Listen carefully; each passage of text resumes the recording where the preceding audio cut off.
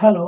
तो हाँ जी दोस्तों, स्वागत है आप सभी का फिर से एक और नई वीडियो में। तो दोस्तों, आज हम बात करने वाले हैं सीरियल सफल होगी तेरी आराधना के बारे में। दोस्तों जो ये सीरियल है, इसमें दोस्तों बहुत ही रोमांचक ट्विस्ट आ चुका है। दोस्तों अगर आपने ये सीरियल अभी आप कंटिन्यू देख रहे होंगे तो आपको पता होगा दोस्तों कि माधव जो होता है दोस्तों, वो देविका के साथ शादी करने की जिद पर अड़ा हुआ है दोस्तों। और जो आराधना होती है वो पूरी कोशिश कर रही है कि माधव ऐसा ना करे।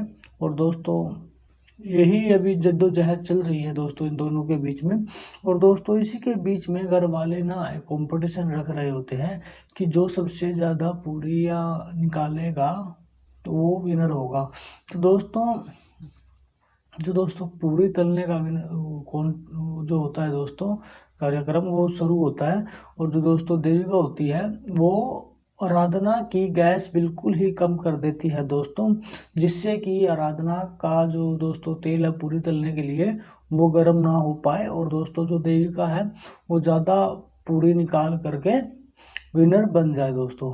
लेकिन और दोस्तों इसी के बीच में दोस्तों हम देखते हैं कि राधिका सॉरी आराधना दोस्तों आकर के बैठ जाती है दोस्तों अपना कढ़ाई के पास। और दोस्तों वो अपना पूरियाँ निकालने स्टार्ट करती है। और दोस्तों जो देविका होती है दोस्तों वो भी पूरियाँ निकाल रही होती है दोस्तों। टाइम की तरफ देखते हैं, सभी 10 ही मिनट ही बची हुई होती है दोस्तों। और दोस्तों जैसे ही जल्दी जल्दी दोस्तों देविका पूरियाँ निकाल देती हैं। और दोस्तों देविका आराधना की तरफ देखकर मुस्कुराती है कि अब क्या करेगी आराधना। और दोस्तों जब दादी आकर के बैठ जाती है और वो देखती है कि देविका तो ऐसे जीत ही जाएगी, क्योंकि आराधना ने तो अभी तक एक भी पूरी नहीं निकाली है। और दोस्तों देखते ही देखते टाइम भी होता चला जा रहा था और आराधना देख कर के बहुत ही ज़्यादा हैरान हो जाती है कि ये हो क्या रहा है, तेल बिल्कुल भी गर्म नहीं हो रहा है। तो दोस्तों आराधना जैसे ही नीचे देखती है कि गैस बहुत ही ज़्यादा कम है और देविका की गैस बहुत ही ज़्यादा तेज़ी से जल रही है। और दोस्तों ये देखते ही आराधना जो होती है वो समझ जाती है कि कुछ ना कुछ तो गड़बड़ ज़रूर है। और वो देखती है कि मेरी गैस इतनी कम क्यों चल रही है, कि कहीं ख़राब तो नहीं होगी। तो तभी वो देखती है कि देविका मुस्कुरा रही होती है। और आराधना तभी समझ जाती है कि इसमें भी देविका की कोई ना कोई चाल है, इस वजह से ये जो गैस है ये चल नहीं रही है। और गैस जो है वो चल नहीं रही है। तो ये देख करके घर वाले भी हैरान हो जाते हैं और देविका मुस्कुराने लग जाती है। तो आराधना तभी समझ जाती है कि किसी ने गैस के साथ गड़बड़ की हुई है।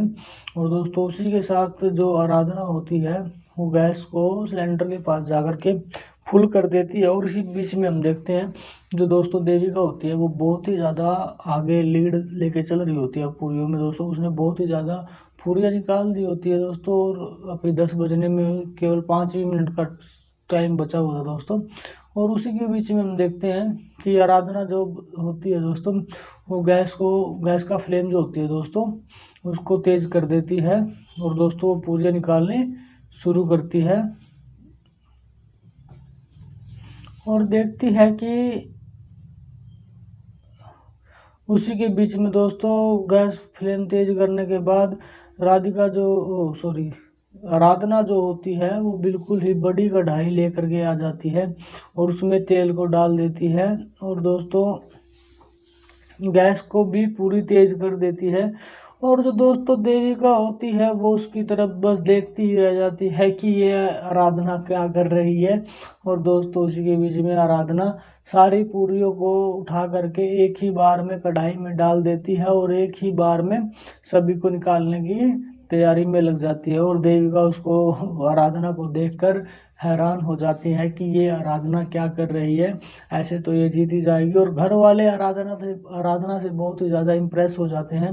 वो देखते हैं कि इस लड़की में कितना ज़्यादा दिमाग है कि इसने इतना अच्छा खेल खेला और तभी मतलब वो हो गया।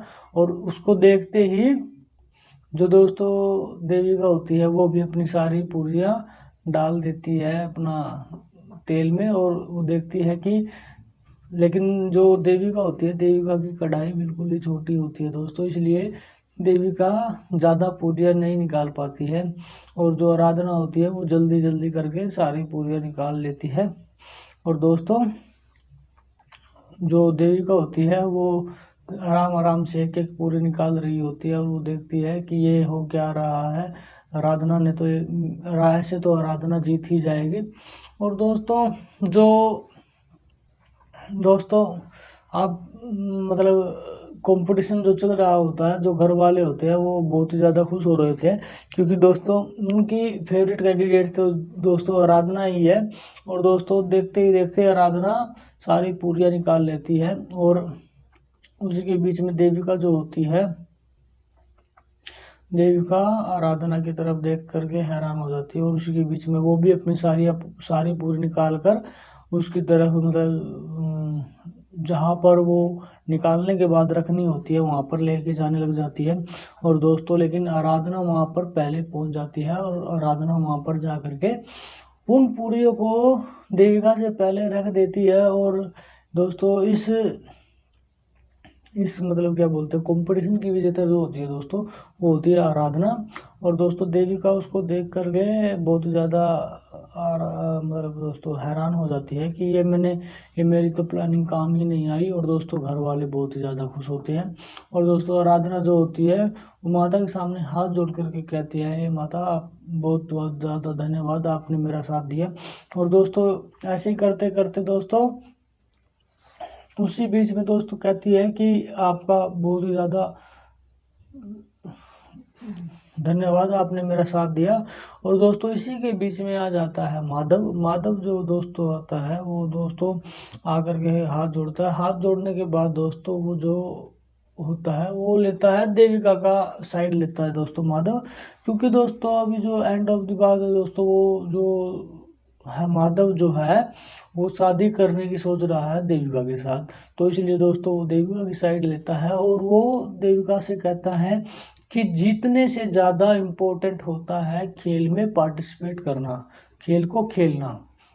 खेलने जीतने से ज़्यादा तो खेलना ही ज़रूरी होता, तभी आप जीतोगे तभी आप हारोगे। तो दोस्तों ऐसा कहने के बाद दोस्तों माधव दोस्तों एक नेकलेस गिफ्ट करता है जो मंगलसूत्र टाइप होता है दोस्तों। और वहीं पे देविका जो होती है वो देख कर के बहुत ज़्यादा खुश हो जाती है, और देखती है कि माधव ने मुझे मंगलसूत्र गिफ्ट कर दिया है।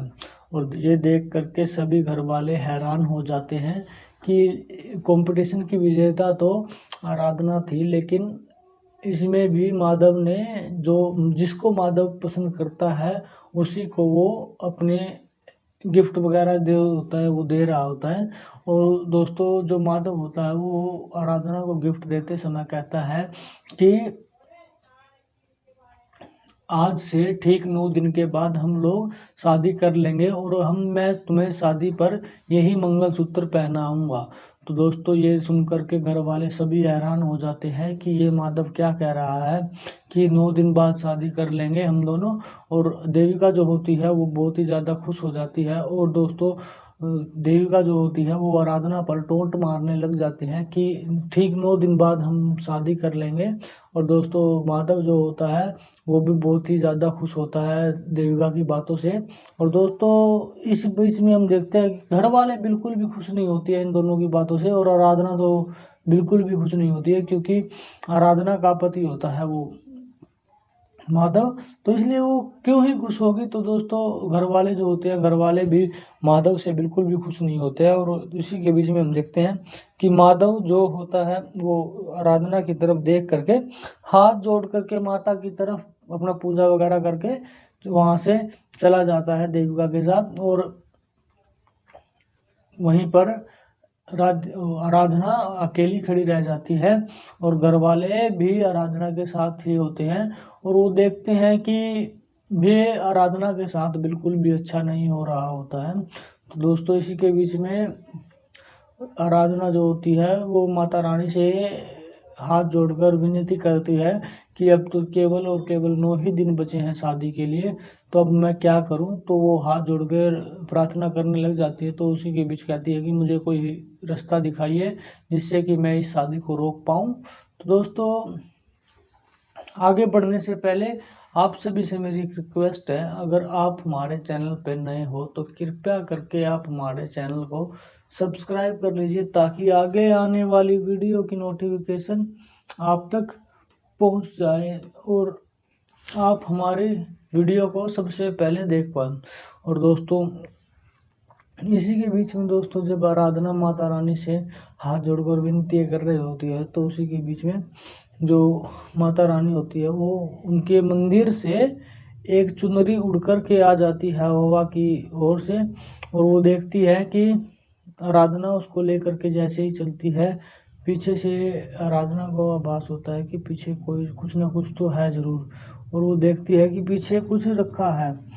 तो दोस्तों वो होती है, दोस्तों पीछे जो आराधना मुड़कर देखती है तो उस में वो देखती है एक छोटा सा पाउच मिलता है आराधना को, और छोटा सा बॉक्स मिलता है जिसमें कि गोलियां होती हैं, जो कि माधव के लिए आराधना लेकर के आई थी। और वो सोचती है कि जब माधव जी ये गोलियां नहीं खा रहे हैं तो ये गोलियां तो इधर पड़ी है, तो माधव जी क्या खा रहे हैं।